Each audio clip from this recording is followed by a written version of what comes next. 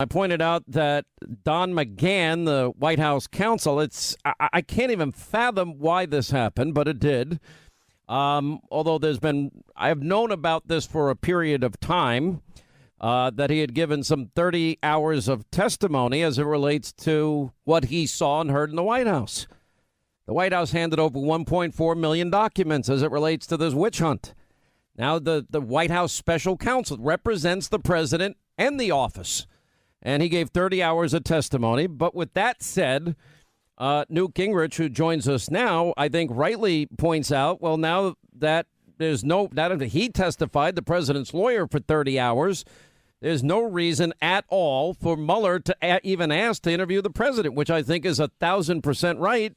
The only reason, Mr. Speaker, would be, to me, it seems that it would be a perjury trap. Well, your lawyer said this and you say that, and one of you are lying, and we're going to determine who the liar is. I think I talked to three national class lawyers yesterday who were just astounded by the New York Times article and thought that it clearly indicated the end of the Mueller investigation. All right, we're having a hard time hearing you. I don't know. Are you on a Sports Illustrated football phone? I'm just asking. We don't have the... No, I'm not. You remember they used to give out the... We're going to reconnect with you. Hang on. We'll see if we can get a better line. I have the guest ready. Go ahead. It took a while. Go ahead. Mr. Speaker. Okay. You think Mueller has nothing now after the cooperation. Go ahead. No. Well, what I was told, because I'm not a lawyer, as you know, I'm a historian, but the three lawyers I consulted with yesterday all said, just flat out, when you give up executive privilege, which the president did, and you give up lawyer confidentiality, which the president did, and your top attorney, who's the guy who was in the room all the time, spends 30 hours talking to Mueller's team and saying to them, based on the New York Times coverage, that as a lawyer, he did not believe Trump did anything illegal. Now, at that point, what's Mueller's case for just not closing up shop, writing a report, and going home? I mean, this is over. Only a crazed fanatic like Brennan would think that there's anything left in this story. And the truth is, the time has come to just close it down, go home, realize that it was a dry hole, there ain't nothing there, and they're never going to get Donald Trump on these issues. You've lived through this. How many ethical charges were thrown at you? And I think all but one, and even that one I think eventually was thrown out. How many total? Well, I had 83 ethics committee charges. We beat 82. The 83rd was a letter my lawyer had written that was technically wrong, but it was my fault because I did sign it, but it was written by the lawyer. That's the only thing out of 83. I then had an attack by the Internal Revenue Service under Bill Clinton and an attack by the Federal Election Commission. And after 2 years of fighting in courts, we won both of those. And the judges, in fact, chastised both the IRS and the FEC and said that they were clearly false attacks done for political purpose. By the way, I've had the same thing happen in my life. I wonder if this is a coincidence. And then you spend how many, thousands and thousands and thousands of dollars in lawyers' fees. There's no choice. There's no option. And after that, but what it does is it effectively distracts you and prevents you from putting your full focus on the job you have. Mueller's been at this, since April of 2017. I think it's, high time, or 16, whatever it was. No, 17. I mean, it's high time this goes away. It's a year and a half. What does he have? Look, beyond that, you have to give Trump enormous credit. You're exactly right. I mean, it was pretty tough for me to be the speaker, negotiate the only balanced budgets in your lifetime, negotiate welfare reform, negotiate the largest capital gains tax cut, and do all of that while having this kind of a fight underway. But to watch the president calmly live through all this, right in the middle of a constant brawl, and not back down, not get tired, not get weak. It's an amazing performance on his part. Listen, I tend to agree with you, and in the sense that I think this is an important overall lesson for everybody in terms of, all right, what do they have here? Now, what frustrates me, and we're now in day 3, still no verdict in the Manafort case, It has nothing to do with collusion, nothing to do with the campaign, nothing to do with Trump, nothing to do with Russia. But this is what Mueller and his team have focused on, and I believe that Judge Ellis is correct, and that this was to put the screws to Manafort, that he was literally singled out because of his role for 100 days working for Donald Trump. And I think that all of that is true. And I guess now the big question is, well, what about the real Russian lies that were propagated to the American people that Hillary paid for, that the phony dossier that even Steele admits he never verified, that were fed to a FISA court and 4 applications and a fraud committed upon the court? How come we have all this Russia stuff that they could be looking at? And then we have literally Adam Schiff on tape talking to a Russian about naked pictures of, or who he thinks is a Russian source, giving him information about Donald Trump and naked pictures. And that evidence is there. Nobody talks about the real Russia collusion. Well, look, I think we've learned how really sick the national establishment has been and how bipartisan some of that sickness is. And I think we've learned that if Hillary had won, all of this would have been swept under the rug. None of it would have ever come out in the open. And we're, I think, only in the opening stages of a 5 or 10 year process of taking apart things that are going to just shock us. And we're going to look at them and we're going to think, could it really have been this bad? And could they really have been this sick? But I think that, not just the point you're making, think about Manafort for a second. I mean, whether you like Paul Manafort, you dislike Paul Manafort, from the time that they invaded his house at 3 in the morning with he and his wife in their pajamas and had armed federal agents for no practical reason. There's no reason to do this except intimidation and the sheer power of a tyranny. Then Manafort's been sitting over here, and I've recently started writing some letters to some experts. He's sitting in isolation. But 23 hours a day. I think he has no television. I mean, this is the sort of thing which is considered a punishment. If he were a terrorist and he was at Guantanamo, we'd have outrage about the way he's being treated.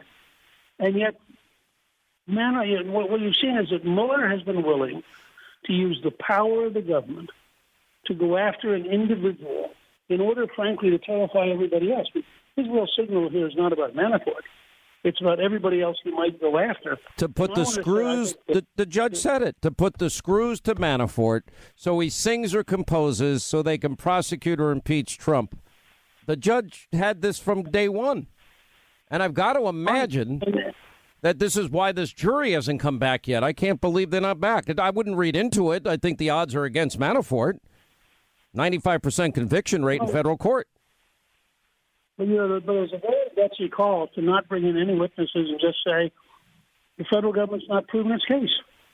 It was a gutsy call. I agree. Let me go back to one other thing. James Comey, fired. Andrew McCabe, fired. Strzok, fired. Page, demoted, resigned. Rybicki, Baker. And then if you go to, and you include FBI and DOJ departures, Sally Yates, fired. Bruce Orr, demoted twice. Associate Deputy Attorney. You got 25 people in total that are involved at the highest levels in what are nothing but deep state shenanigans. Why aren't any of these people indicted, and why would any of them ever deserve to keep their security clearance? And when are the House and Senate Judiciary Committees going to take seriously their responsibility to have Watergate-style hearings out in the open and bring in all of these people and lay out the case, not just, as you point out, not just about Trump, but all the way back to how the Clintons have been handled. I mean, the Clintons and their allies have been protected in ways, given immunity in ways that are astonishing. And if you put up a chart and you showed the treatment of the Clinton team and the treatment of the Trump team, you understand how sick the deep state is, and that this is not just some random language.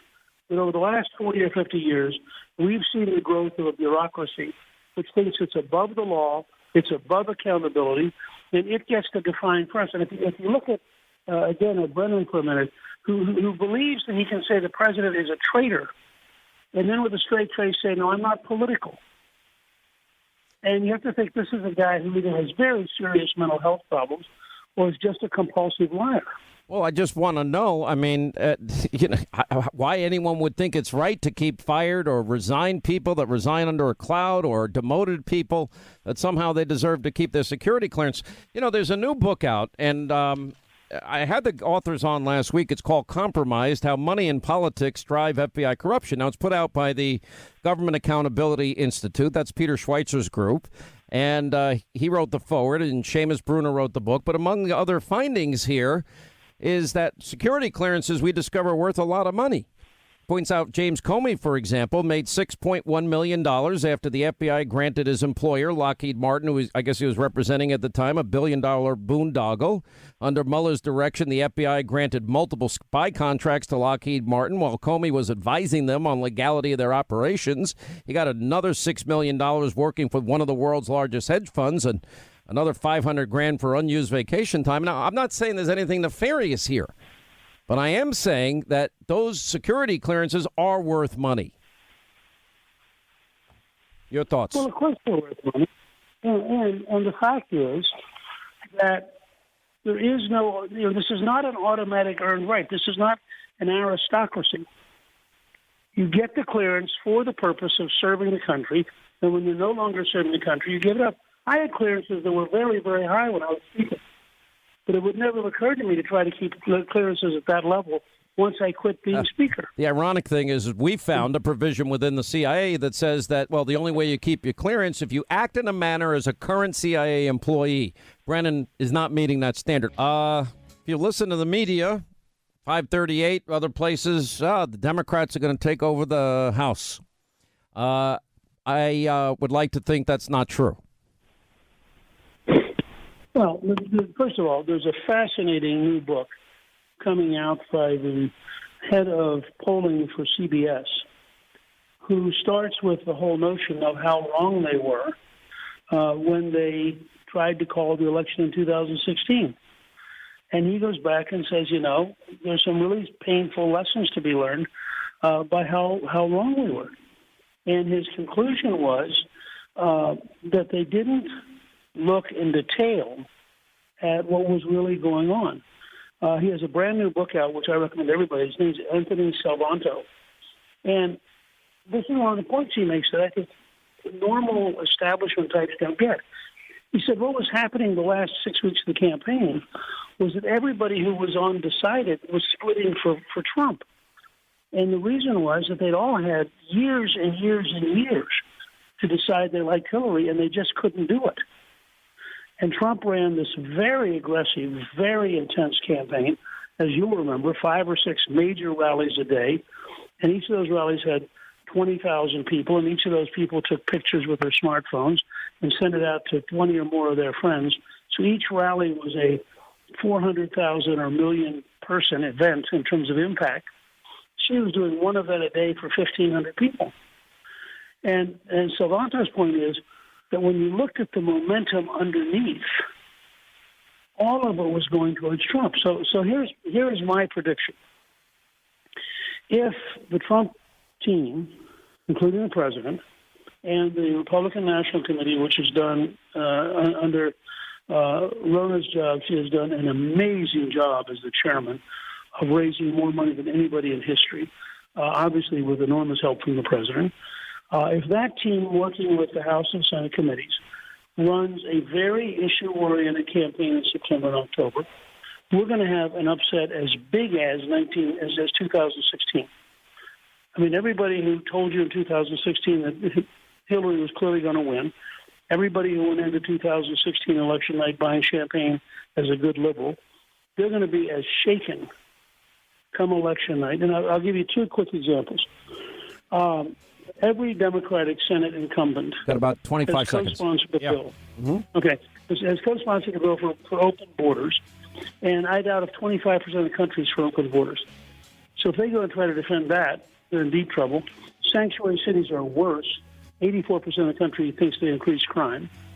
So if we have a very issue-oriented campaign this fall, you're going to be very happy on election night. Let's hope they listen to you. One of the smartest guys in politics, Newt Gingrich. Thank you.